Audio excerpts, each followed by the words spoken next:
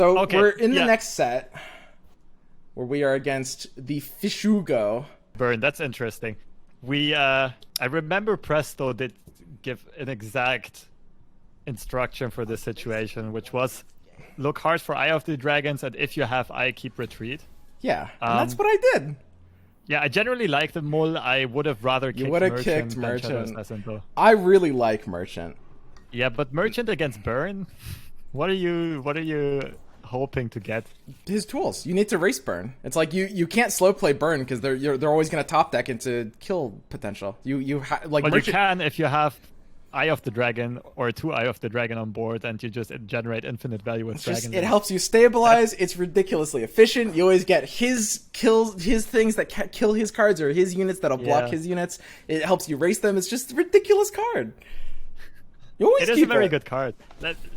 I think it's too slow against Burn. Maybe. I think you would have preferred looking for Parley, Deep Meditation, Make It Rain, maybe. Yeah. And definitely second Eye of the Dragon or Claws of the Dragon.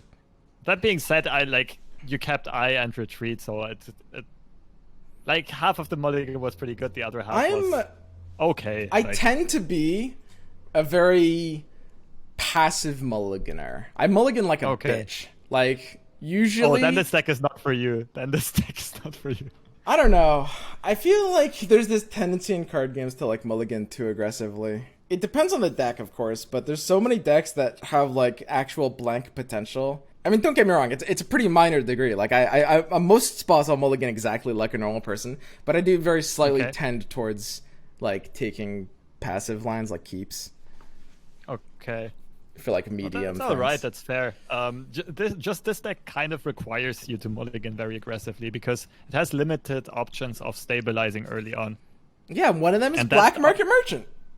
Ah, well, it's literally only Eye of the Dragon, Retreat, and Claws of the Dragon, and you could make a case for TF, but against Burn, not really. It's a pretty normal situation here. I look like I'm considering this block. That's a Oh yeah, right. Okay, it's all coming back to me now.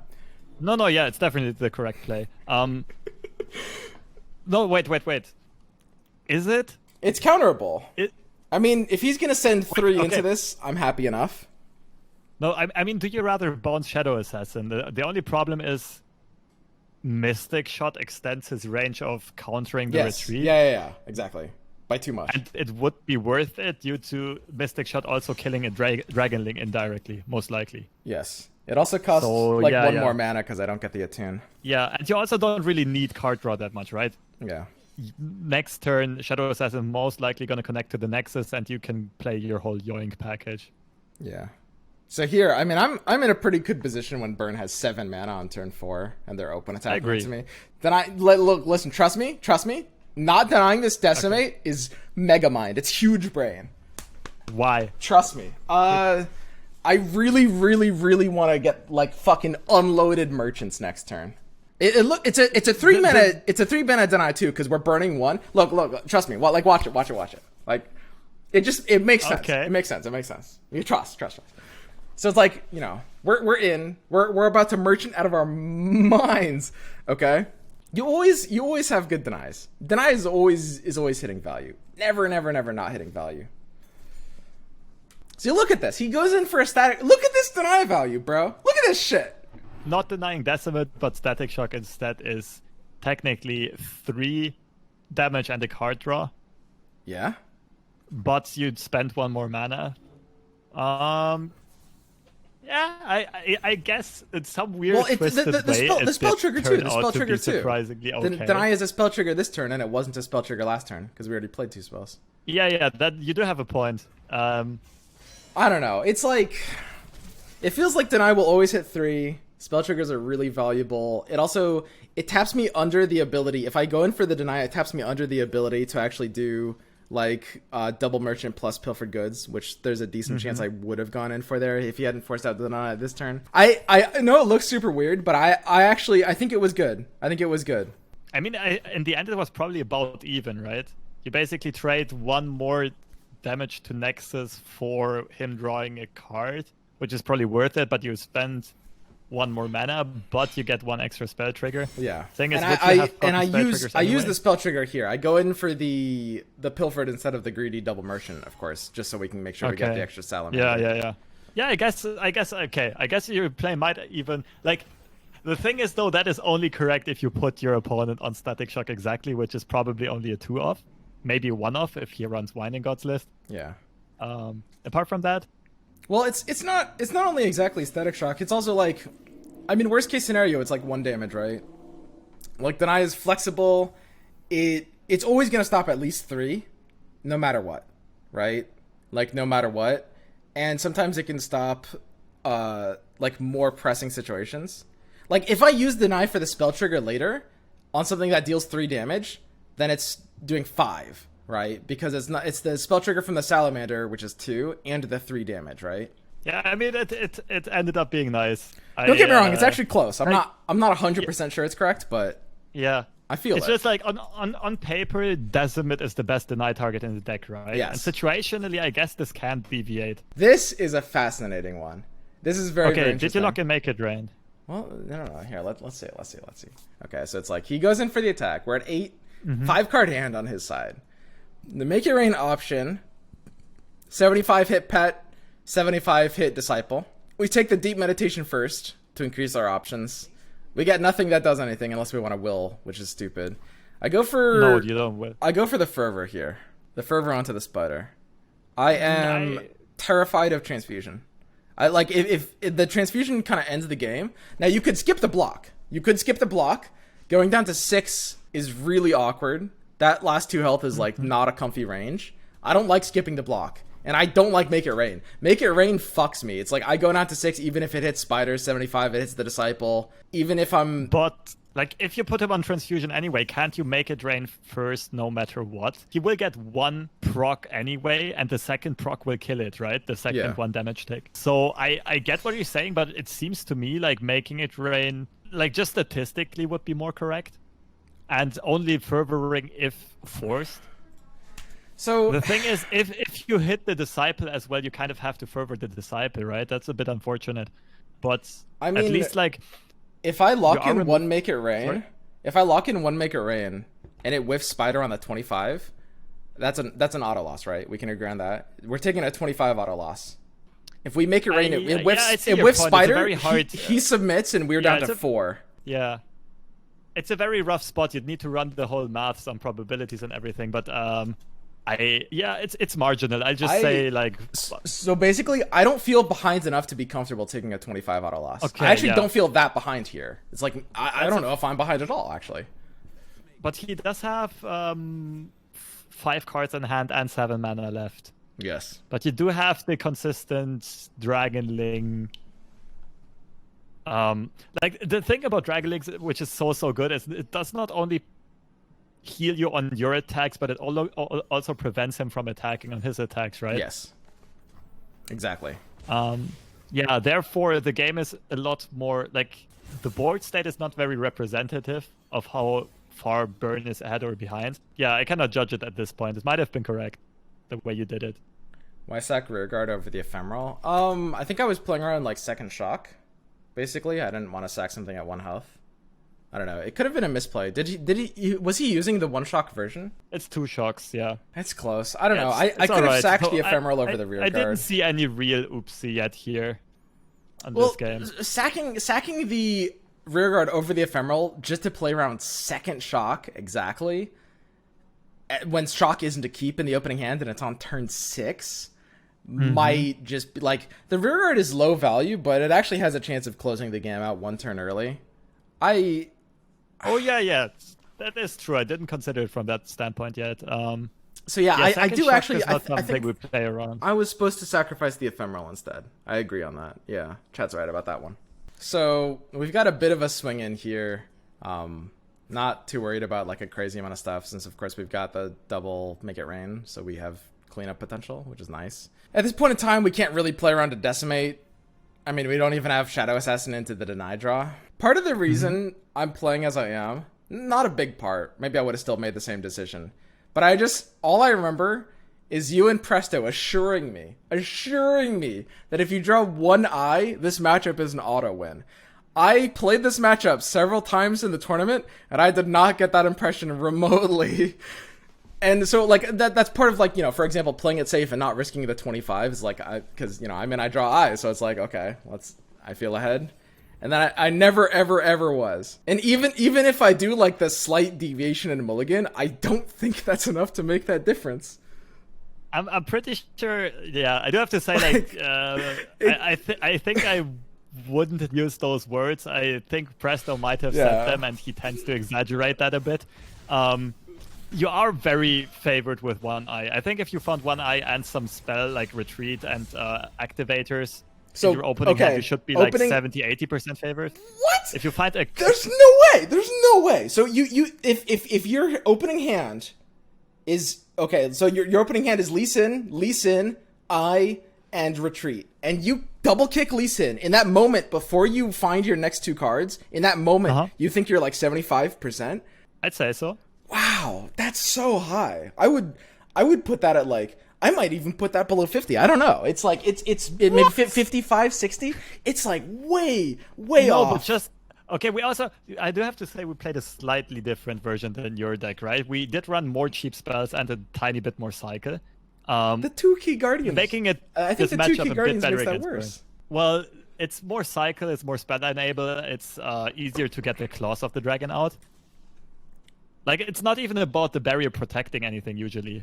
It is cool if you do get a burst speed barrier blocker, but yeah, there's also a pretty high chance of you drawing into second eye. Don't forget that. Yeah, no, like, I know. Either drawing into second eye or into claw should just about be. Yeah, listen. If you have 2 eyes, I can call that a 70. I don't know if I'd say 80, but if 2 eyes feels good. Okay, yeah, maybe God, that's like, yeah, we're like. I might have in my place, like in my games, I might have on general high rolled it a bit. I mean, I played this deck maybe 20 games in my life myself. You've probably played it like around the same as me. Heavily favored experience against Burn, and Presto would agree, but he also does tend to exaggerate percentages a bit, I feel like. Yeah, I mean, whenever you're in situations like this, usually the closest thing to the truth is to average them. So, like, if I'm at 55 and you're at, like, 75, that spot we can call, like, a 65 spot, Yeah. I can also get at 65. But I do have to say, like, I do think your win percentage would have been a bit higher if you would have kicked the Merchant. The game plan of stalling and stabilizing is more important than out-tempoing Burn. You usually win against Burn. Like, pretty much all of the games I won was not because I killed them faster than they could. Well, obviously, yes, but that only happened because they ran out of cards. You'd never block this, right? That's just insane. Yeah.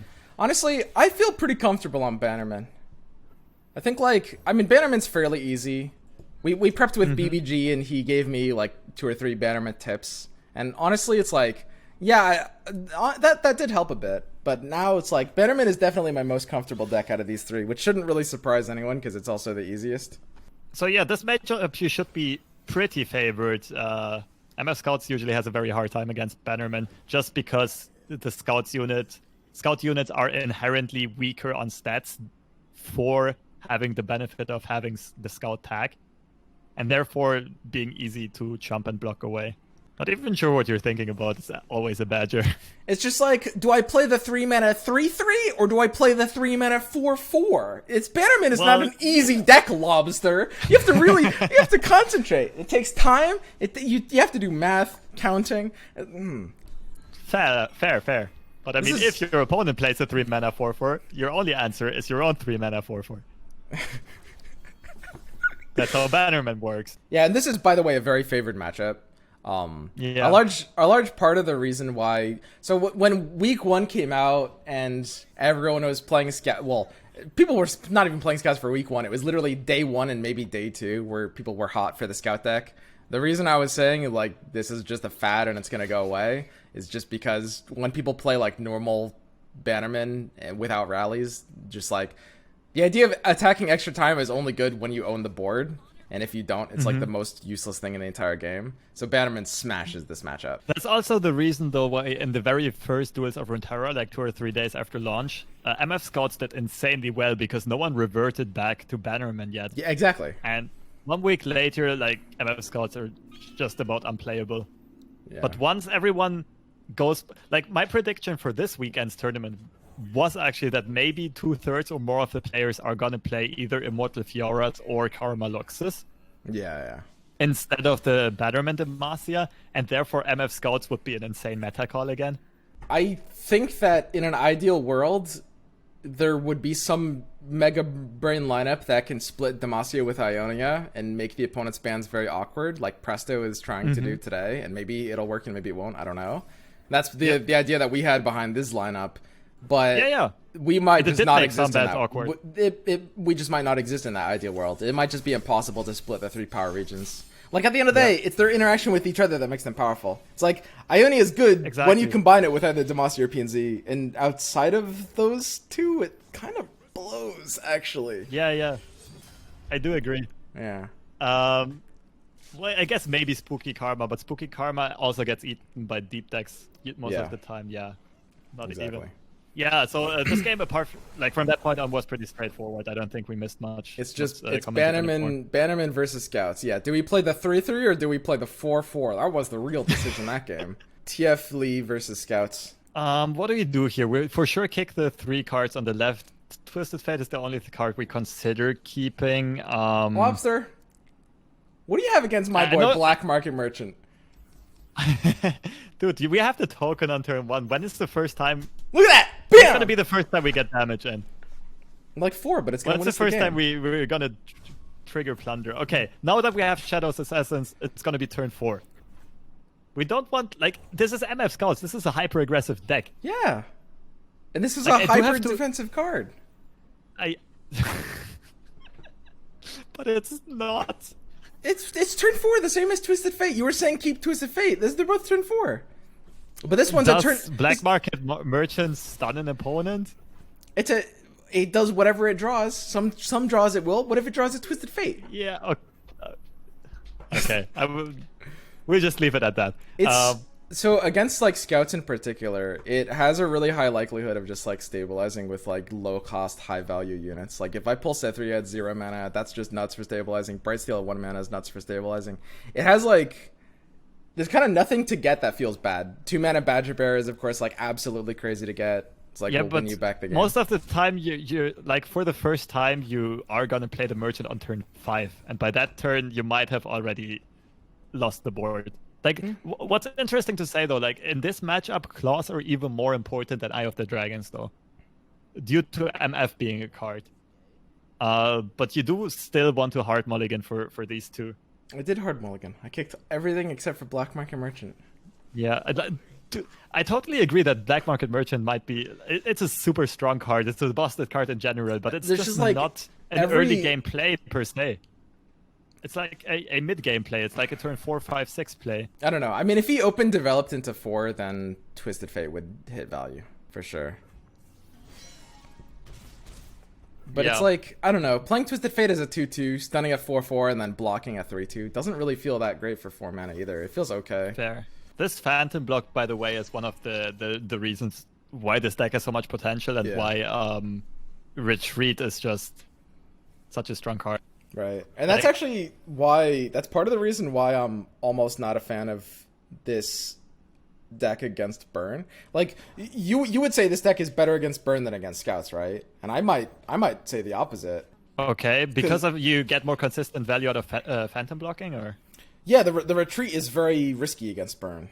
Whereas the Plunder is better against Scouts as well. It's close. Retreat is technically not really a health pot, but if it eats up removal from your opponent, you're often it's not the worst of trade. This Black Market Merchant just got me a 3 mana 3/3, and you're gonna call that bad? Which does nothing additional. Wow. How good was keeping the Black Market Merchant here? Thank goodness, we were almost out of resources. What a pull did we get here? Obviously, the triple Merchant hand makes it a bit redundant. You think? Yeah. But then again, you can somehow it still worked out. You can play a second Merchant and you can pilfer it for basically 0 cost cards. So yeah, we've got a kind of nut hand here due to the. Yeah, the will is 100%. We have 1 fearsome blocker. Really? Because that's interesting. Because I don't will here. Oh right, a gold card. Sorry. Yeah. I basically look at all the options. There's no way at 3 mana he can change the gold card's target, and that makes the gold card, Yeah, I think, I slightly like better. it more because, like next turn, if he expends any mana, you can then still with Cethria, and it will prevent your opponent from open attacking on the subsequent turn. Yeah, exactly. Also, this, I don't know if you might remember this game, but the Rangers Resolve ends up kind of just winning us this game. You can kind of see from this board state. It's basically like absolutely crazy. Like as soon as I Ranger Resolve, the game is over. The Yoin cards, the deck steal cards they have this innate value that your opponent is not used and usually doesn't play around his or her own cards. Well, they can't play around them. They have no ability to. Even if they could, it wouldn't make sense to, because it's like playing around one-ofs, right? They don't have enough probability to make it worth it. Almost always. Well, not really. They're like yes and no. I mean, the odds of you drawing from their deck is the same as them top decking the cards. Yeah, but usually, in terms of hand reads, the amount of times they've drawn from their deck in an average game is going to be about 2.5 times, 3 times probably closer, 3 times what you're drawing from them. So it's still like a third of the normal percentages. Okay, yeah, it's very hard for sure. But I think people like generally do not consider it at all. Yeah, no, Even if that it's is true. Like, huge risk, low reward. Yeah.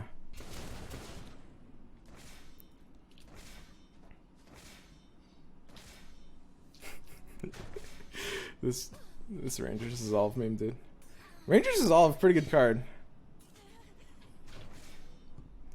Yeah, it can be, especially if your opponent doesn't play around it. That's actually insane value off of a 0 mana card. I don't know, man. I like keeping Merchant, but yeah, it's. I think that, and maybe this is. I think I play this deck a fair amount differently. I sort of see this as more of like a yoink deck at its core, whereas I think like Presto was saying, it's literally just there to level up Twisted Fate, and I think that is the case sometimes. I think it's a mix between both.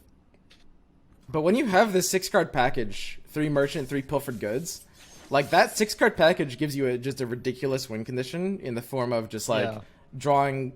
I would say even double drawing, even 1 Merchant and 1 Pilfered Goods is enough value to just be like basically a win condition in and of itself.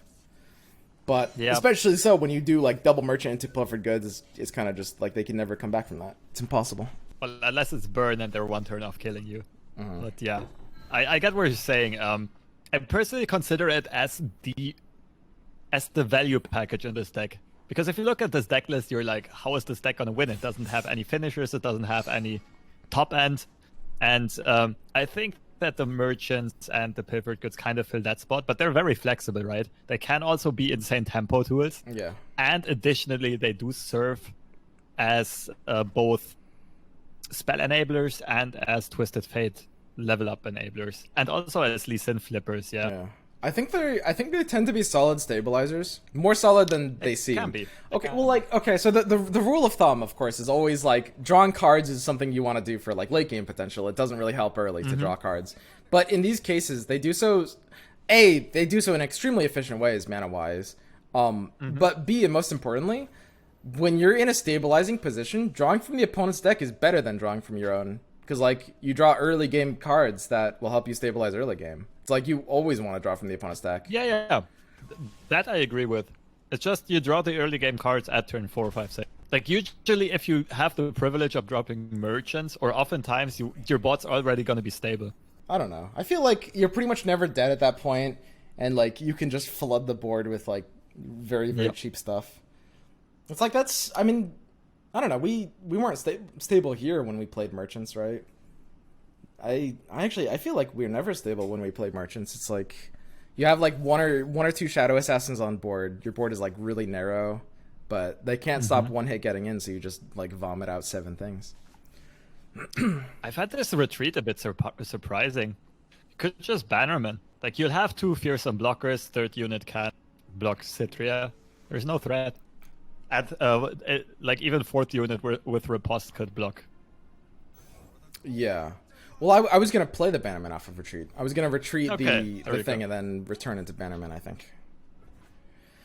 Oh right, it is only 3 mana. You have a Yeah. point. Yeah, but it's probably yeah. I like keeping it though. It might be more valuable later on. Yeah. You're already pretty far ahead at this point. Yep, that's exactly right. And basically, as long as like against like Cithria, as long as you have, you know, fearsome blockers, you're just kind of good. We've got double will hand, which I mean, this game is pretty much over, right? Like he can't kill us, and he needs to kill us. So it's just a game at this point of, you know, blocking his things, matching the 3 attack things to the fearsome units, tanking very minorly. Oh yeah, we do a repost block here as well. Yeah, and we close this one out. So that was the 3rd game of the set. So that's my set against TheFishou Go. That was that was a solid game. I think you played that pretty well. Except for I wouldn't have kept the merchant in the mulligan. I'd stick by my point. Yeah, someone was also putting out I was supposed to play the Lee Sin before something for the Lee Sin trigger. I think that's right. I remember that being the case. Like there was one moment where I played Lee Sin after I could have like done a trigger on him or something like that. All right. But those all look like micro oopsies to me. Yeah. And especially when the game is like closed out already. But yeah, this one was like micro optimization decision.